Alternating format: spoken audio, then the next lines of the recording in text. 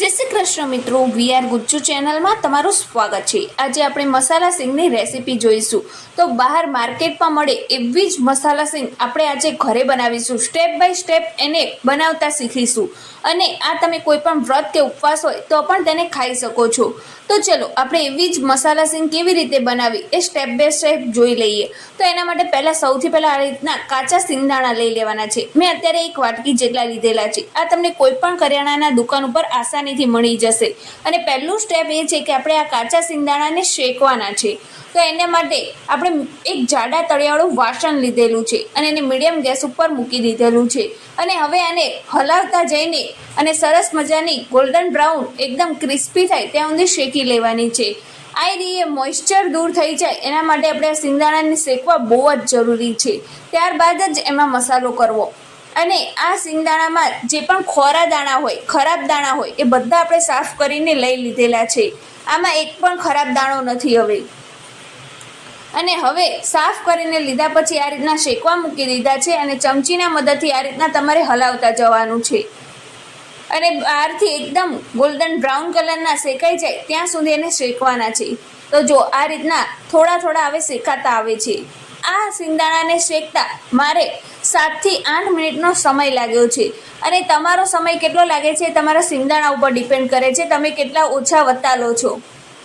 અને હવે આ સિંગદાણા સરસ મજાના શેકાઈ ગયા છે એટલે આપણે ગેસની ફ્લેમ બંધ કરી દીધી છે અને એને એક પ્લેટમાં નીકાળી લઈશું અને એને થોડા ઠંડા થવા દઈશું। જેમ ઠંડા થશે એમ સિંગદાણા મસ્ત મજાના કડક થશે, એટલે આપણે કડક થવા દેવા બહુ જ જરૂરી છે।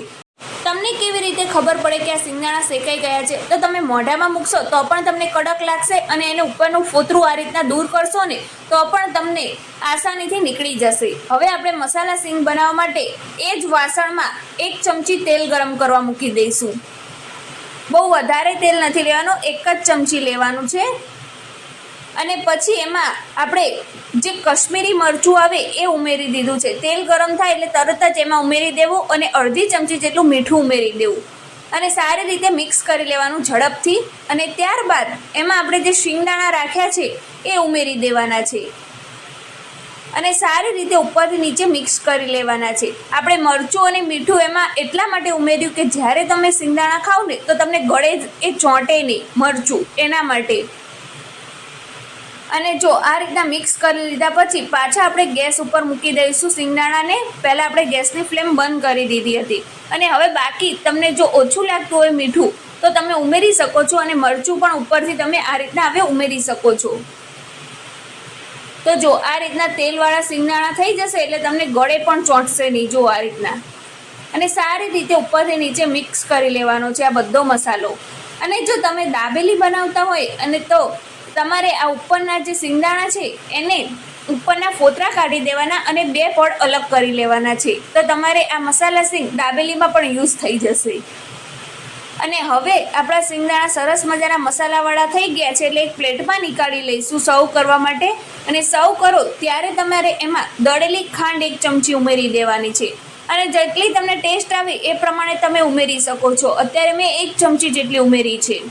મરચું, મીઠું અને દળેલી ખાંડ તમારા ટેસ્ટ અનુસાર તમારે ઉમેરવાની રહેશે। આ 3 વસ્તુ જ આપણે આ મસાલા સિંગમાં ઉમેરી છે। તો આપણી મસાલા સિંગ હવે ખાવા માટે બિલકુલ તૈયાર છે। તો તમે આને કોઈ પણ વ્રત કે ઉપવાસમાં બનાવી શકો છો અને ફટાફટ બની જાય છે। તો ચલો, તમને આ વિડીયો પસંદ આવ્યો હોય તો એને એક લાઇક જરૂર કરી દેજો અને વીઆર ગુજ્જુ ચેનલ ઉપર તમે નવા આવ્યા હોય અને સબસ્ક્રાઈબ ના કરી હોય તો એને સબસ્ક્રાઈબ જરૂર કરી દેજો। તો હવે આપણે મળીએ નવા જ વિડીયો સાથે, ત્યાં સુધી બાય બાય, ટેક કેર, જય શ્રી કૃષ્ણ।